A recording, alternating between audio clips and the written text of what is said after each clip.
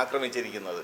അപ്പോൾ അവരോട് ചോദിച്ചപ്പോൾ ഒരു 36 പേര്, 35 പേര് കൂടുതലുണ്ടെന്നാണ് അവർ പറയുന്നത്, ആൾക്കാർ വന്ന് അറ്റാക്ക് ചെയ്തു എന്നാണ് അവർ പറയുന്നത്. ഈ അറ്റാക്ക് ചെയ്ത് ആരാന്നൊരു പിടിയും ഇല്ലായിരുന്നു.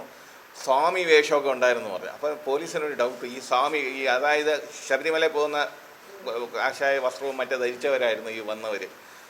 അതും എല്ലാം കൊച്ചു പിള്ളേരാണ്, സൈസ് ഒന്നും ഇല്ലാത്തതാണ്. പക്ഷേ ഒരു 35 പേര് നല്ല കണ്ടീഷൻ, നല്ല മദ്യപിച്ചിട്ടുണ്ടെന്ന് എല്ലാം പറഞ്ഞിട്ടുണ്ട്. അപ്പോൾ അങ്ങനെ ഇത് തിരിച്ച് പോലീസ് വന്ന് അതെല്ലാം നോക്കിയിട്ട് തിരിച്ച് ഇങ്ങ് പോരുകയും ചെയ്യും.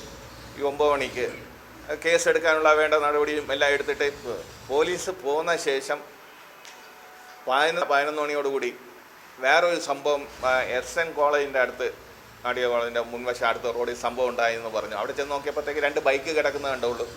എന്താണെന്ന് മനസ്സിലായില്ല. അപ്പോൾ പറഞ്ഞ് അവർ രണ്ടുപേരും ആശുപത്രി കൊണ്ടുപോയിരിക്കുകയെന്ന് പറഞ്ഞു.